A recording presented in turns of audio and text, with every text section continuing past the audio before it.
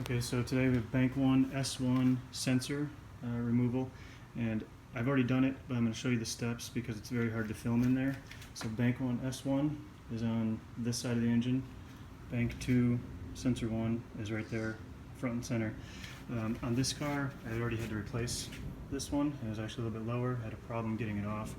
But bank 1 sensor 1, which is back here, came off real easily. All I had to use was crescent wrench. So the engine was warm because it had been driven around and let it cool down enough to the touch. Then what I was able to do was go back down into here with my wrench and feel back under the sensor. And I'm going to show you, just put it right there on the base of the sensor. Make sure it's on there real tight. And all I did was push down and it came loose with hardly too much effort. And it had been on there since the beginning, since when the car was made. I'm going to try to zoom in so you can see it, but because of lighting and everything it's a little bit difficult.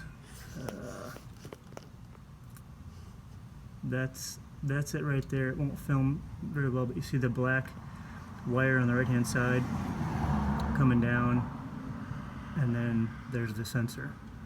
So I'm going to show you.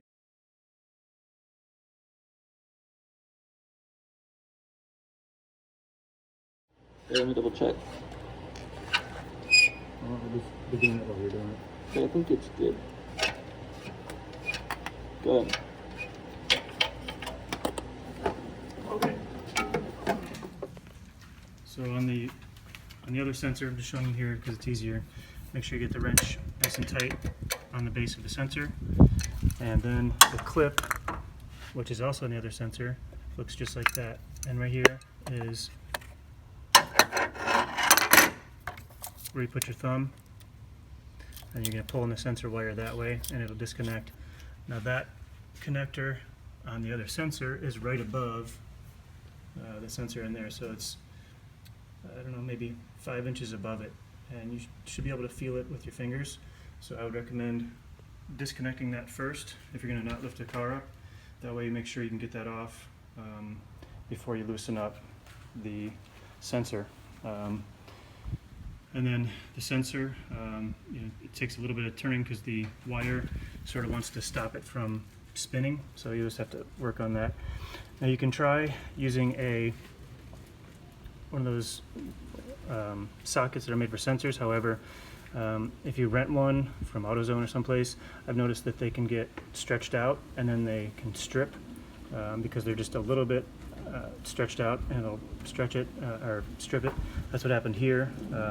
Tried it, stripped it, then I got one of those ones that are supposed to bite, and by that time it was too late and I had to cut it off and do some welding to fix that one. But bank 1, sensor 1, reach your hand down into here.